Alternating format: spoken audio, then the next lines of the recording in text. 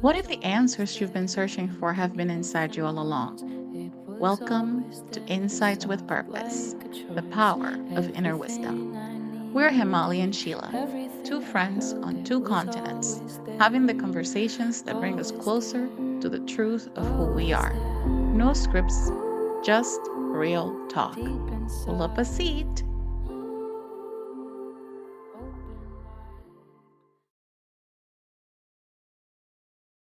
Today, we're talking about the thing the spiritual journey asks of you that nothing in this world prepares you for: surrender. Not the poster version, the real one. The one where your fridge is empty, your practice has gone silent for 6 months. God has been asking you to do one thing since December, and you've been refusing. And then you finally listen, and 4 days later, a prayer is answered. The one where your back goes out and a voice says, "Are you done yet?" The one where you quit your doctorate 2 classes before finishing because your soul said stop. If you're white knuckling your life right now and something keeps whispering, let go, stay with us. By the end, you might realize that surrendering is just another part of the journey, the part that asks that you learn to let go. I think this is the first time Yeah, we've struggled so deeply yeah, to actually go into an episode recording. yeah. What is this? It's a big topic, right? I mean, we took 3 weeks off Yeah. for each one of us. Same started with me and then you, and then it's like, we're learning, or we're in the teachings of surrender, in the process of surrender to what is, and just trusting and having faith that everything that needed to be happen, we're moving along with the divine plan, divine timing, and divine time. I said time. Divine timeline. It's just, Timeline, right? Yeah. yeah, Yeah. it is a big topic. And it's one of those topics that begs you to be within it, you know? Yeah.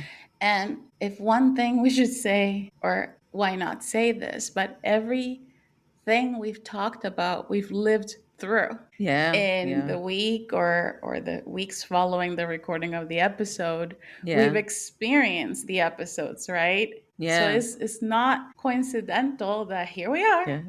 in the surrendering episode, and it's like, is this going to happen? Yeah. And we just have to surrender, right, Yeah. to what should be. But it is one asks you to consider so many things, right? Yeah. What is surrender? What does it mean? What does it feel like? Why do we want to talk about it? How does it land in the process of a spiritual awakening and the spiritual journey?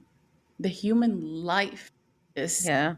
is peppered with Yeah. these moments of surrender, but what is it really, and how do we bring a little bit of navigational tools around these periods, right? And this is how we're starting today, right? That's right, So, Himali. Yeah. hi, Sheila. How are you? Hi, Himali. I am here. Right? That wasn't a given a Yeah. couple of weeks ago, so I'm here and I'm grateful for that. Yes, me too. This topic of surrender, I personally took me a long time. I sat with this word, surrender. What does it mean to me? How does it look like to me? For some reason, and I don't know why, I still can't figure out why did I feel, or I felt that I never completely surrender, or I am not able to surrender. And I think looking back at it, I feel like that letting go. I know it's very hard for many of us to let go of things. Either you may feel you're quitting on something, quitting a situation, quitting a relationship, giving up. Does it look like giving up? What does surrender really mean? And I really struggled with this topic. How about you, Sheila? I think the hallmark of surrender is struggle. Right? especially when you're in that what does it mean phase, and how do you learn that letting go doesn't equal giving up, Mm, right? And we're often taught to follow through in everything that we start from children, where all the time, but you have to get good grades, but you have to be a good student, or but you have to graduate, but you have to choose a college and a career path. So the expectations are always there through parents, culture, society in general, right? And we often equate surrender and letting go with we have failed. And until I learned the difference, it was a very tough path to walk, you mm, know? I think for me, this big thing felt initially like the Tower card on tarot. mm, I hated getting those. I was like, oh, not another moment where I am called to like observe and watch everything fall apart because it's supposed to be for my highest and best good. I'm tired of those, you know? I always looked for some sort of normalcy. I grew up without my mom next to me. My dad remarried, creating an extended sort of a salad family. And when I got a little bit older and eventually married and had children, I always seek to have the other side of that. I wanted to have the marriage that lasted forever, the kids that grew up in the same household, you know? And for many reasons, the universe, God, creator, that wasn't the case, right? So I was called to, that was the first thing I was called to fully surrender to. I didn't know how to do that. I was kicking and screaming through the process of that relationship ending, of having to move, of having to be the sole provider for my children, of the what are people going to say stories. I didn't feel whole. And this was prior to my awakening. But this is how I felt surrender then. I felt a failure. I felt like now people can point at me and say, well, look, she wanted this, or she did this wrong, or she should have done that, you know? It felt like it marked me, like a scarlet letter on me. And the letting go of the dreams of the picket fence and growing old with that person that you married and all of those things, having the kids be in a household that was united, all of that falling away stripped me down to my core, to my nothing. My identity became muddled up in the whole thing, you know? It was not a pretty process. The first time I came across this big, this needs to be cleared out of your life in mm, order for your next chapter to begin, it wasn't pretty and it didn't feel pretty, and it was really a crumbling of the entire idea I had in my head and what now was not going to happen. It was as if the universe was like, yeah, no, psh, and broke everything through and like, this is not going to happen for you, figure it the fuck out, right? yeah. And it felt awful in my body. I was getting sick a lot. I experienced it as my immune system collapsing constantly over and over and over again. And not many people think of these moments, think back after an awakening. Wait, when was the last time I was confronted with this? What is that surrender?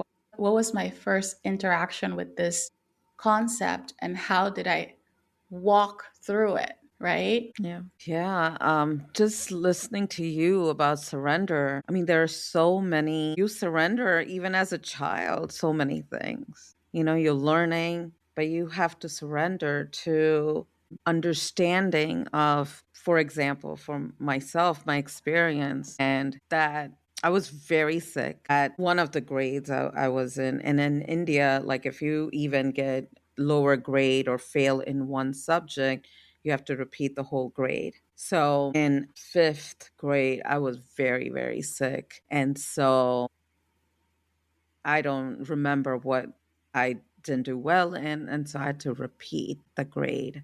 But that's surrender. Now I have to go into, and if you're in a school, it's like it's something where the teachers move around, the kids are in the same class, and sometimes it's just one classroom per grade. And so everybody knows everyone. And so now you remain in the same classroom, but the kids from the grades below come into that class. Mm-hmm. And so, and all your friends are in the higher grade.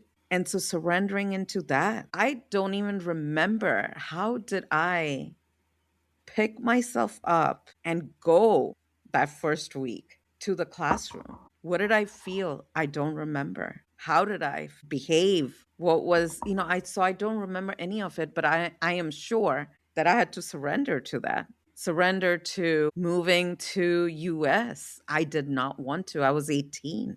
But because my whole family was moving and my parents were not going to leave me behind because I was 18, because I didn't have, I guess after a certain age, it would be hard for me to come over. We came on a green card, but to get here with a family, my dad and mom are like, we're not leaving you alone.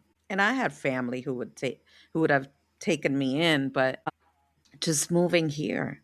So like there's so many moments in life that I had to surrender, but never thought about it as surrender. Yeah. Yeah. Yeah. And these things are just coming up as we are talking, but the struggle I've had considering this topic in terms of surrendering to the habits and patterns that I've developed, over the years. They may not be good, right? It can sabotage yourself and the relationships around you. And so recognizing those things and changing and shifting if you want change in your life, if you don't want those things to keep reoccurring in your life. And as simple as where we were talking about electronics around me, always breaking down. And I didn't understand. And this is going on for a long time. And my brother would always complain, like, these things last for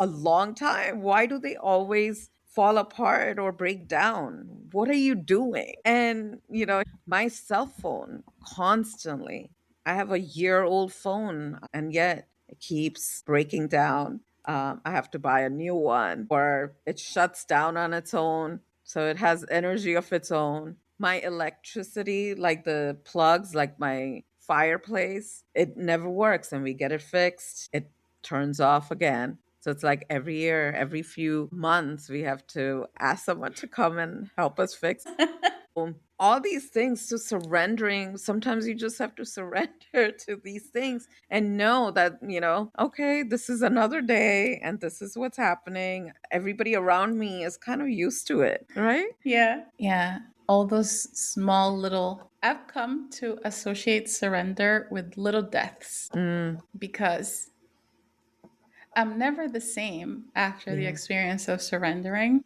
to Yeah. whatever it is, right? It's like, okay, that is gone. And then I'm born again, right? Yeah. Let's try again. You don't really think of these things, as you go on your everyday life. But Yeah. I want to get back a little bit to that experience of in the body because I think it's important to recognize when you surrender or when you need to or when you're being made to surrender, Yeah. right? Because they feel very differently. One feels like a rug is swept from under your feet and you just fall and tumble and hit yourself and you're bruised and bleeding and you don't know where your head is at, where your feet have landed, you know? And the other is more like, well, what can I do now? It's this feeling of, all right, everything has shifted. I'm still trying to hold it together. Why? What is that impulse to control the outcome of the things? And this is where things usually end up in that pulling out of the rug by the universe, like, Yeah. you didn't listen to me. So let's not go very far down the line, but Yeah. 3 weeks ago, I don't know, time is like obsolete. We've been living this Yeah. episode. My back went out. We're supposed to record. I text Hemali, yo, this is not happening. We're going to have to wait because I can't sit. I'm not feeling well. And you would think I would just lay low. Every day I attempted to sit at the desk and work on something. And it continued to get worse. And I think because I pushed myself, it continued to get worse. And I should have listened to my body.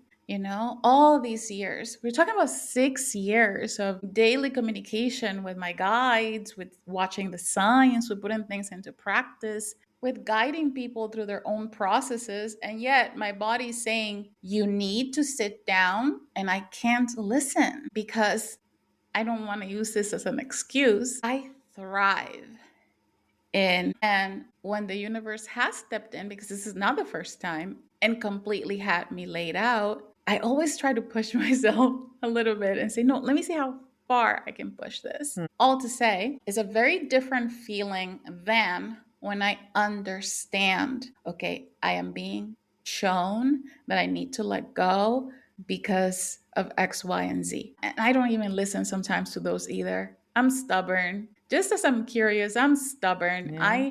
I like keeping tabs on what I'm doing. I like to have a deadline and meet my deadlines. I like to have things organized a specific way. And when that doesn't happen, it creates internal chaos.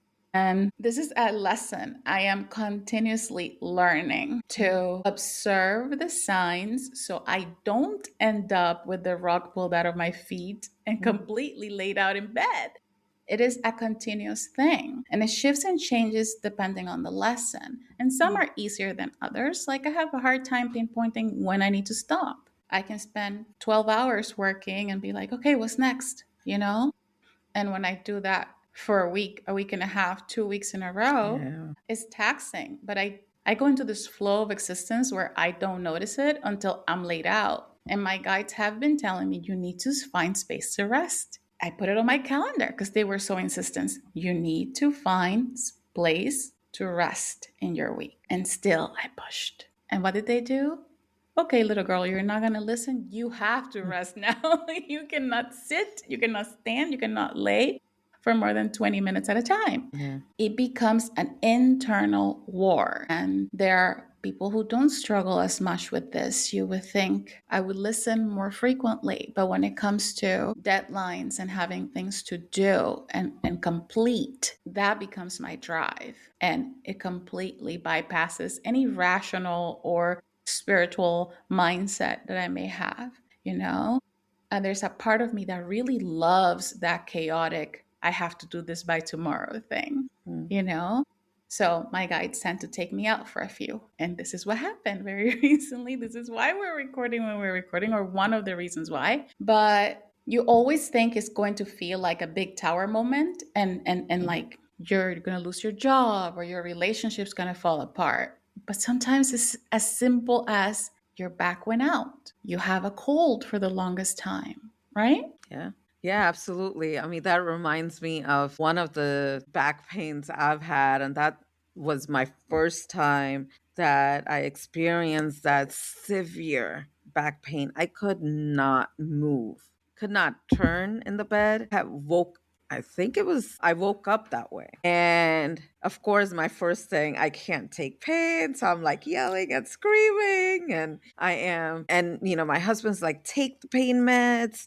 And I don't take pain meds. Maybe I would do homeopathic, but I was like, no, I'm going to ride this through. But yet I'm screaming and yelling. I literally can't move. All of a sudden, it's like this click. It's like, are you done yet? A voice I hear. And I was like, what do you mean? And of course, this is an internal conversation. No, I'm not done yet, And are you done yet? I said, okay, fine, I'm done. And the reminder, I was like, start sending energy to your back. Take a deep breath. Pause, right? Stay still and just pause and breathe. And even, some pain, like you breathe deep and it still catches. So even if shallow breath, it's okay. Just take a moment to focus on the breathing part. And I tell you, maybe I was there for half an hour. I just did Reiki on myself. I did the healing. Of course, I'm laying. I can't put my hand on my back, but just concentrating on that area and the emotional aspect of it, right? Working through that. No kidding. that pain went down to 6 out of 10, which means I was able to get up, get out of bed, start moving. And anytime I would get upset, whoop, my back would catch again. And like, okay, okay, I'm breathing. Anytime I felt like you were saying, right, I'm going to do a little bit. That day I was going to work on my business. I was going to do this. I had everything laid out and planned. It's like, nope, you're not doing any of that. Not only that, I decided to go to walk in the woods. So my husband and I walked in the woods slowly, and that pain went down to 3 out of 10. Then the message was to go sit in the tub. So I had magnesium, the Epsom salt and lavender scent.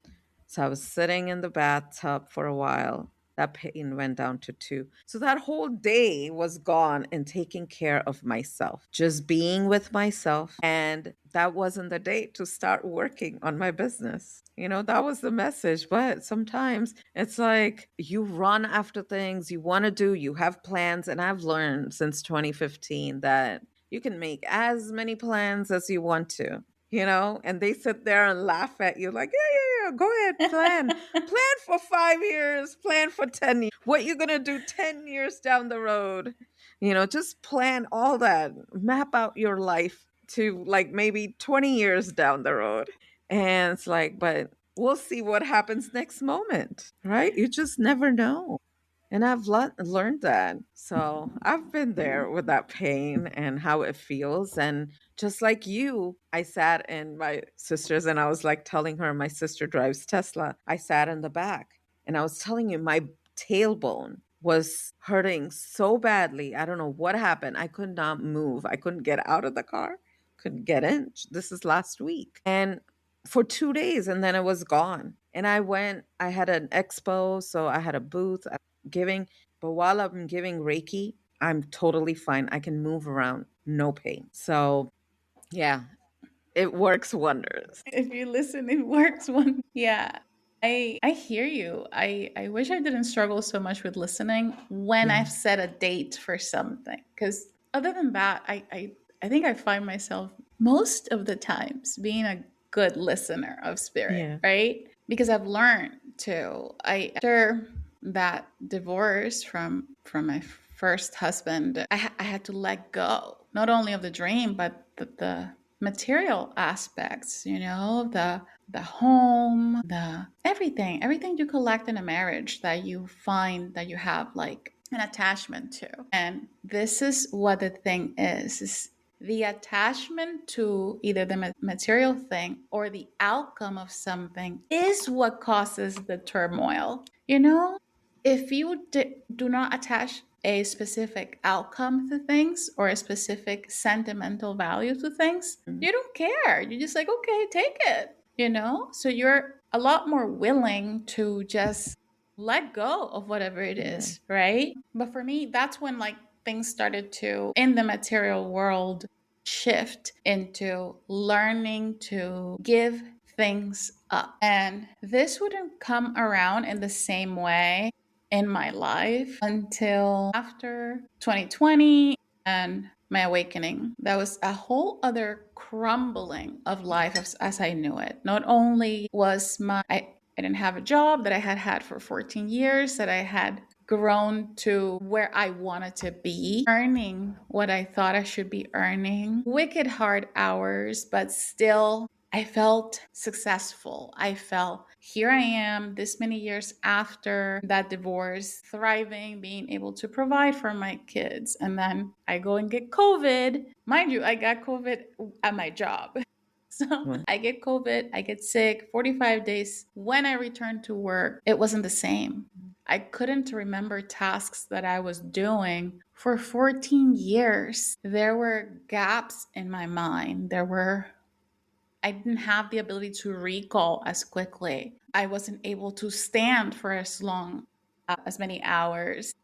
I wasn't able to put in as much physical work as I had been because COVID had, what I was told is that it had nestled into my lungs and my brain. And those areas, I could see where they were affected every day. So eventually I didn't have that job, but I saw that career of years of building that completely come down and crumble, going back into another failed relationship at that time, going back to not being able to provide to my kids. And it was like night and day from one moment to the next. Or it felt like that because it really was a few months. But every single thing I had labored to have completely fell. And this time around, it was equally difficult, but I had a really strong connection to spirit that guided me to release easier and to not have as strong as an attachment to the material things I had. My biggest thing became being able to provide for my kids, not having a house we could go to because the apartment went. I couldn't pay for it, right? I couldn't pay for the apartment. The relationship crumbled. The job was gone. The doctors were saying this is early onset Alzheimer's, so it was a lot of tower moments, a lot of holy Jesus, what is happening to me? But they came with why now and what is the lesson here? Because now I had a connection to spirit that I could investigate further. Now I was listening to my guides really loudly say, this is the next step. It wasn't easy. I still felt like the whole world was ending, with the distinction that I knew it was ending temporarily. The first time around, I felt like I would never get up. Like my life as I knew it forever and ever was over. This time around, I knew it was for a fraction of my life. And even though it came with lots of feelings of grief and loss and questioning, I also had a lot of hope. I knew it wasn't forever. I knew it. And I don't know how else other than say, I knew. I internally had this knowing that this was guiding me into better, into another chapter, into more ease, and into the life that I wanted to have. I also did not have that huge dip into depression as the first time around. I was sad, yes, but I knew because it was temporary, I just knew I had to put my foot in front of the other, one in front of the other, and keep going, keep going. Feel your feelings. I was told this by my guides constantly. Don't keep anything inside. Cry, be angry, but don't keep it in. Don't hold it back. What is in here for me? What do I learn from this? I remember I was looking for jobs anywhere I could find one, and I started working at a bakery. I was never a baker, professionally. And I got this job at a bakery as the head baker. I've never done that before. And there it was. And so a wind of fresh opportunities started coming in. It wasn't where I wanted to be. I grieved the ability to provide for my kids, but I also felt that wave of fresh air coming in. Keep going. Don't stop now. You've come so far. You did it once, you can do it again. So it had a different flavor to the whole experience. The less I attached to the material possessions and was able to say, okay, here you go. I remember I had people walking into my apartment and things would just say, I don't belong to you anymore. And the object itself would be like, I'm going with this person. And again, I went from having all of these material things and being well off to not having a home. So I've experienced this topic of surrender cyclically, and it rears itself back. I've noticed when there is a need for the new chapters or new energies to come in. I've learned that I don't have to experience them that way anymore. My life doesn't have to fully collapse in order for me to take better aligned action. And that I didn't know that before. And here I am still stubborn to this day, but it has really made a difference in my everyday life. Yeah.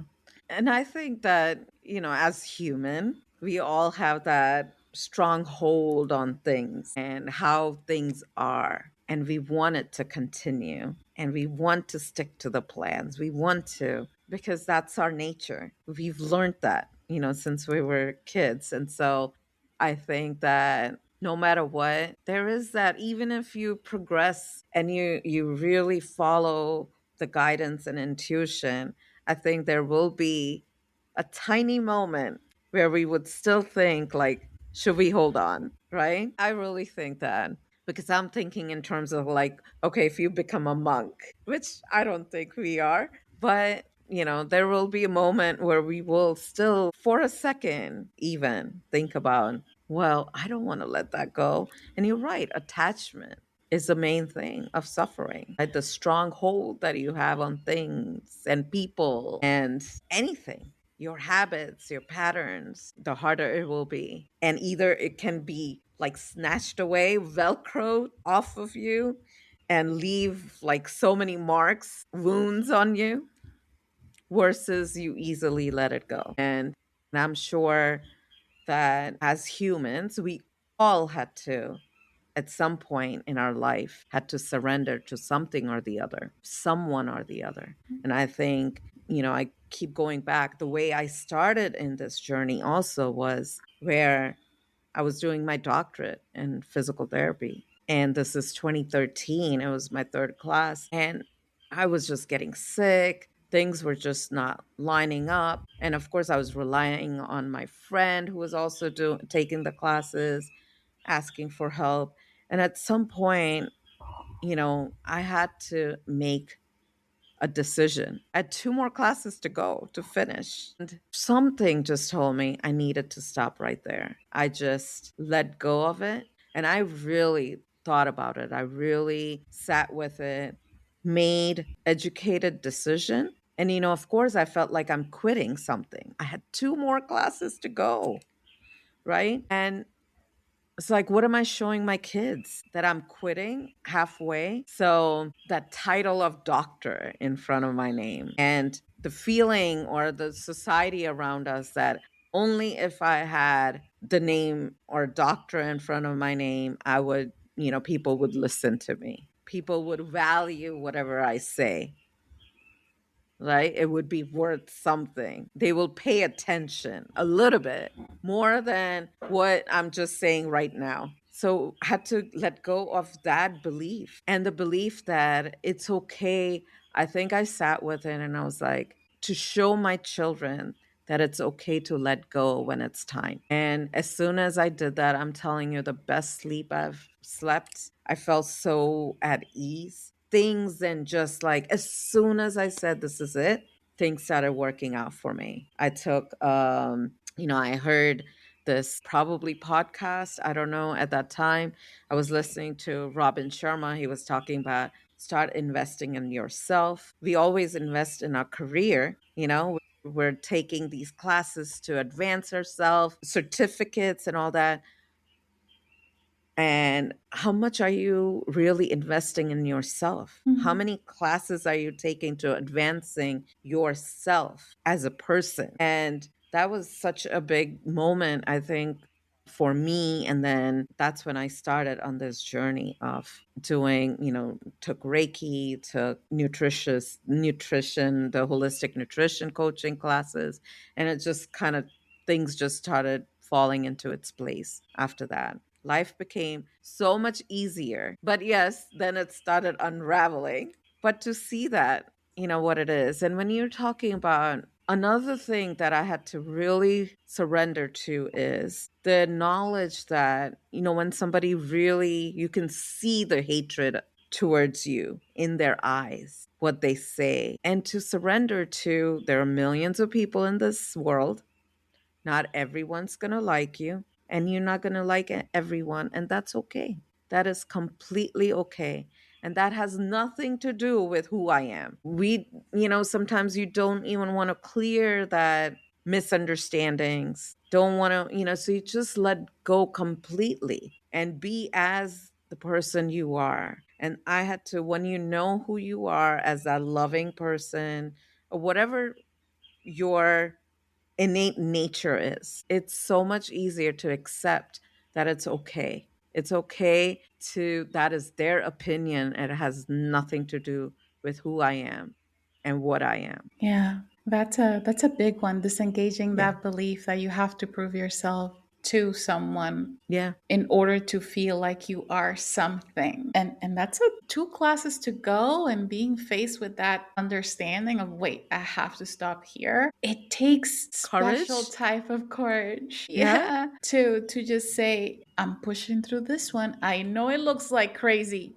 I know it looks like crazy outside looking in, right? And people are people. Yeah. Externally, the whole point is that you're always choosing for yourself what is Yeah. best for you, regardless of what it looks like Yeah. to an onlooker, right? You always, this actually minimizes the times you have to go through this process of surrender. Whenever you are really anchored in and dialed into, what do I need? What am I forgetting? And taking time to sit with yourself and taking that inspired action that you're feeling needs to happen. I had the best year in my practice last year. The best. It fully surpassed anything I could ever thought it would achieve. Clients, bookings, people, everything coming in, offers moving, developing, all of this feeling of, wow, I finally have traction in this Mm. practice that has been baby stepping through my awakening process. And late last year, around December, I started hearing you need to sit with your offers because there are offers that don't align with you anymore. They don't align with where you're going. They don't align to the shifts that have happened for you in your life, right? And I was like, yeah, but they're working, right? I get it. I could feel this. And no joke, really could feel that internally. There was a disconnect happening. And I took some time and sat with my offers for a little bit. I changed the graphics for the offers, the language. I worked on my bio. But my guides were asking me to not have those turned on, Mm. okay? To set them to like private or not have them on my booking page because there was a disconnect. Mm. And listen, it's June, right? Up until mid May, this person who had the world by the horns last year had not gotten one paying client for anything, but especially for the offers that were there first and center, front and center, nothing. Through the months as they passed, I still had clients that had booked specific sessions from the year before, and I was still working, but there was nothing coming in. There was no flow happening, right? And I'm still doing my process. I'm still chanting, meditating, using my tools, but the guides were still in my head. You haven't taken those offers off. And I think I mentioned it to you at one point. I'm not feeling like these offers are clicking with me anymore. There's something, there's a disconnection between these Mm. offers and where I'm going. But I had a fear. What if I take them off and then I really have no possibility of having any client sign up? Right? And we were fine up until a couple of months ago. The guides had said earlier on, April and May are going to be tough for you. It's like, okay. I kept going, doing my thing, sitting with the guidance. But I, stubbornly enough, had not done the one ask they had been asking of Yeah. me since December. So, you know what happened? All of the money that was coming in or had come in from the year before dwindled Mm. to where my fridge was empty. You know, we were getting by each day. And we still, and this is the biggest difference, it was a grim time. We didn't know where the next thing was coming, but prayer never failed. It wasn't absent. We sat and prayed for every meal, even though it was just eggs with avocados. Thank God we have an avocado tree because it fed us the whole Yeah. 2 months. Okay. And as we were approaching like the last of last, let me shut those offers off. I'll listen to you now. 6 months later, almost. And I'll pay attention. Let me just shut these offers off. I shut the offers off. I keep praying. Hemali, not 4 days later, a prayer was answered to the amount immediately. I was I was blown away because if I remember to move aside and allow guidance to work through, and you'll say, "But Sheila, why didn't you do it? You've had so many experiences." I have had, this is not the first time, y'all. I've had countless of times with miracles just show up out of the blue.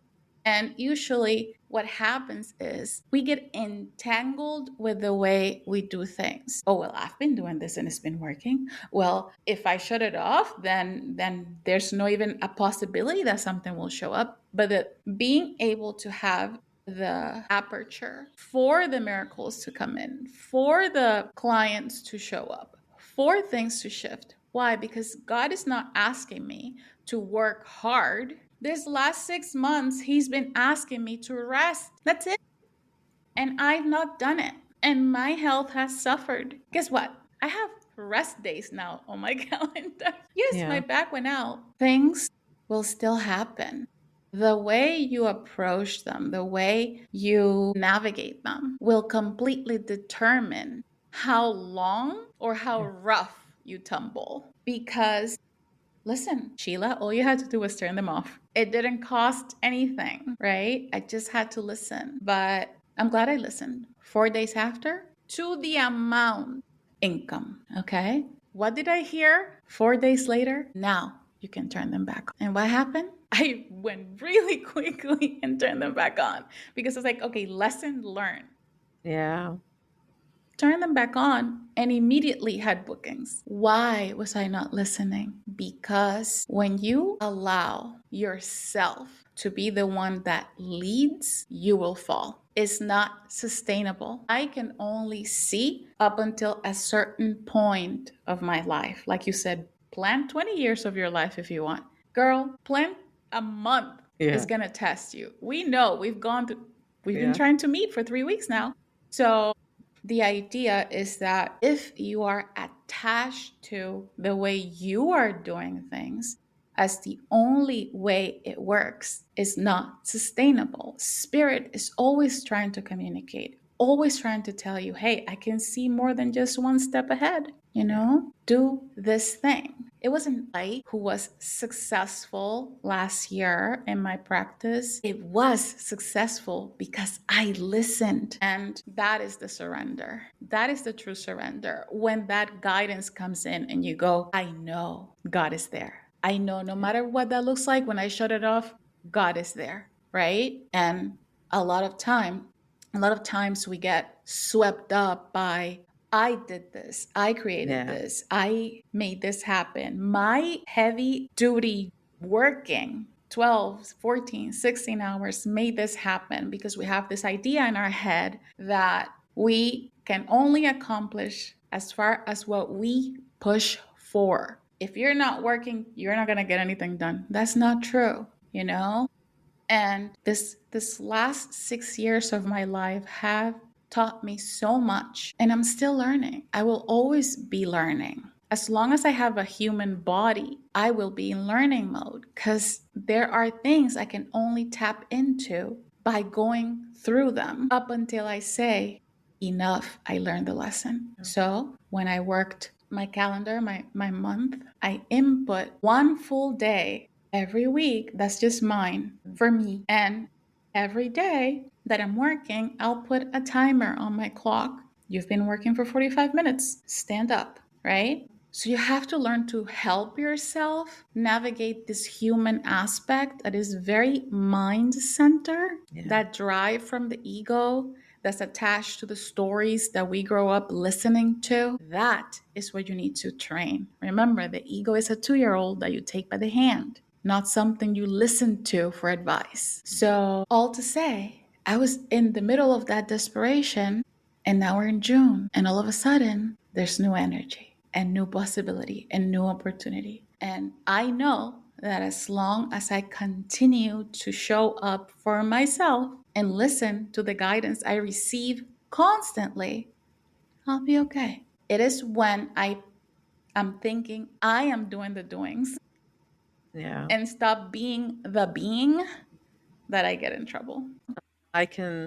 name endless experiences I've had where I don't listen or are just constantly going on 2, 3 years sometimes that I don't do certain things. And for me, and I guess, your example shows that too. Sometimes when you don't listen, it is so hard to move forward. When you're not listening to the guidance coming in, it's very hard to move on to the next because there's always that block, and you can keep going forward for how many of ever years, but then it to me it never feels fulfilling, anything that happens from the experiences that I've had, that feeling. So I think that complete trust is needed, and we always talk about trusting the process and faith, right? That Mhm. complete faith that we are taken care of, that it is,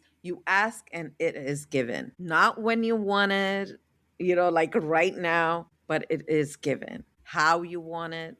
It may not look like how you want it when you want it. It may look better. And I've experienced that, the opportunities you feel that you may miss, and you just pick first one, and it is scary, right, to not have any income. And I've been told time and time again, but you have your husband who works, who does, but I have my own, expenses and work and things that I need to work on. So, of course, I want to strive for better.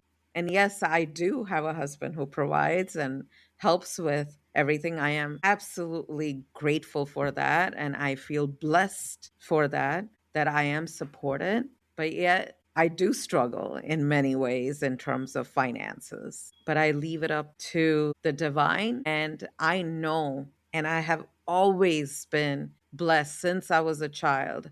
I had this belief or complete faith that whenever I want something or a bill needs to be paid, the money comes from any source. And I'm always open. I'll only ask and it's given. So yeah. So it's that complete faith and trust is Yeah. very important. Yeah.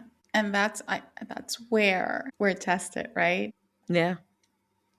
How deeply in your faith are you walking, and how strong is your heart within that faith? Because Yeah. surrender is not easy. Otherwise, it would be one and done. But guess what? It comes around with healing. Same thing. It's a spiral. The more you can sustain, the more you can sustain the ability to surrender, the more you can sustain the ability to expand and heal yourself.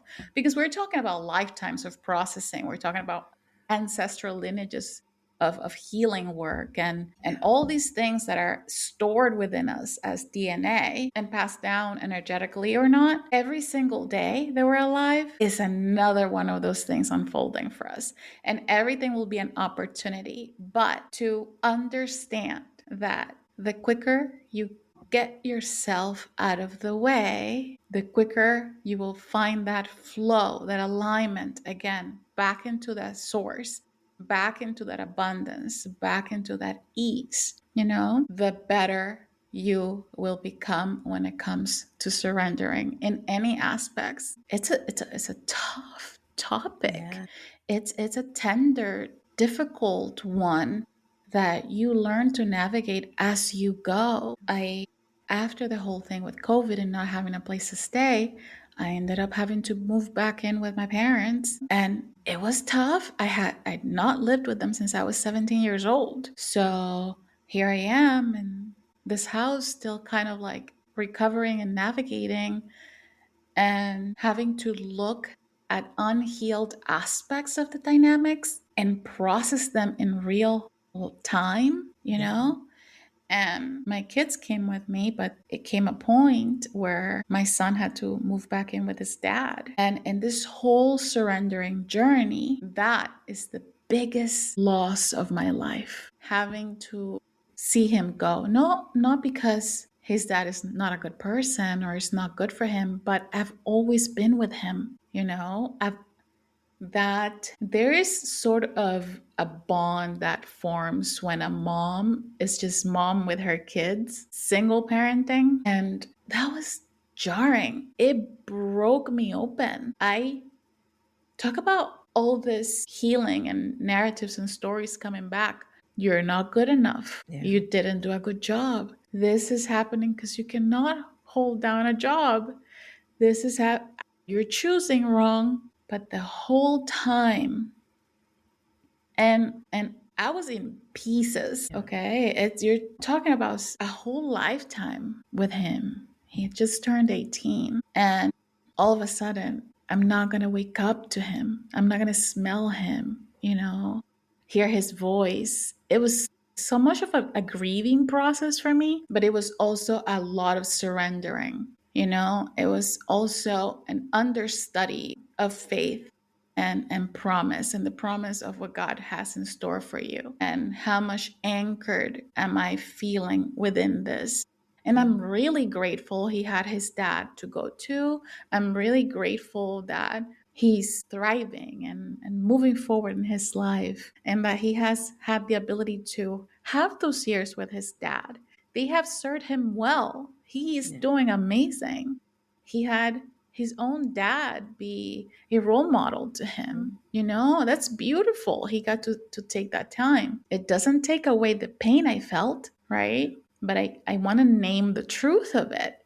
I am absolutely beyond grateful that he had his father to go to, and that we didn't end up in a situation that was me under the bridge, right? With my two kids, because I felt that. I felt like I'll just take them anywhere. I'm not going to separate from him. But I kept also hearing that guidance, right? Yeah. And the best thing I could do at that time, and I'm really glad I did, was listen to that inner guidance, my guides, Yeshua, always saying, it's okay. It's going to be okay. It's not forever. You can talk, right? Yeah.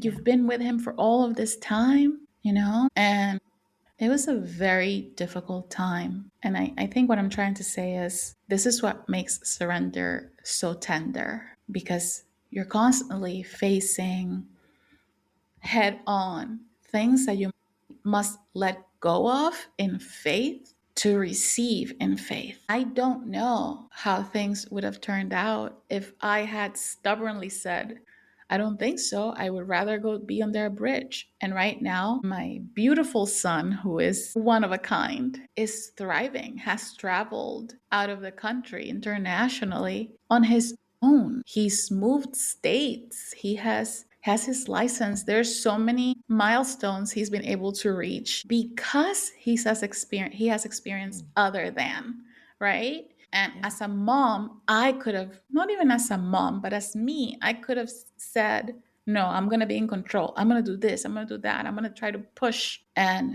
the most beautiful gift I could have given him and me was the ability of that surrender into faith, into knowing that because I couldn't see more than a couple steps in front of me and God could, I had to listen. It doesn't come easy. It doesn't come without some sort of a price to teach exactly that. You're not the one in control. And the more you lean into the aspect of faith within that, into the aspect of He's the all knowing, I'm just here, right? With the limitations of this vessel, and not continuously take it as things are always happening to me. No, they're always happening for you. You just have to move aside a little bit. You just have to learn to take a beat and not think that you're the one handling it all and juggling it all. And if you drop something, then you screwed up, right? Yeah. It's nothing to do with that. It has everything to do with where's your faith? Yeah. Where are you leaning, right? Yeah, absolutely. I think that sums it all, right? Trusting the process and having the faith and asking the higher beings, the guides, and them for help when you need it, and they will provide it through someone else, but you will be helped. You will be guided. Messages will come through. Phone calls will come through. They will be answered. And, sometimes I feel that you do, not some, like, I feel that there has to be a space created for anything to come into it. So it's so necessary to let the old go. Create that space, sit in that empty space for a bit, experience it. And so you have already grown by doing that. And then the new can come through. And that's how the expansion happens. Yeah. Yeah. Growth happens. Yeah. The end is a new beginning. It's a Yeah. reframe, right? The It is. crumbling is the rebirth, right? And we've talked about this before. In the tight spaces is where you learn to breathe, to get that breath, right? To learn to lean on and trust. And a song just popped into my head. So Yeah, I'm not gonna please. sing, but it's called Don't Take Shape. Mm. And it's such a beautiful way of saying, be malleable. Let God work with and through you, right? Don't take shape. Don't harden. Allow yourself to still be molded into what you're meant to be, how you're meant to exist. It's not always going to be easy, but boy, is it great every single time you allow God to reshape you into the next version, right? And that's the whole point of surrender, is to hold compassion, stay in faith, and keep on going, because it was never about quitting. It is always about just continuing on, right? Thank you so much for listening to us and being here with us. We've missed recording. Yes. We've missed being here, and we're just grateful to be here. If there's one thing to sit with from today, surrender is not giving up. It's the bravest thing the spiritual journey will ever ask you to do. Open your hands when everything in you wants to hold on tighter. You don't have to see the next step. You just have to trust that there is one. And if you're in the void right now, with nothing under your feet and nothing in sight, you're not lost.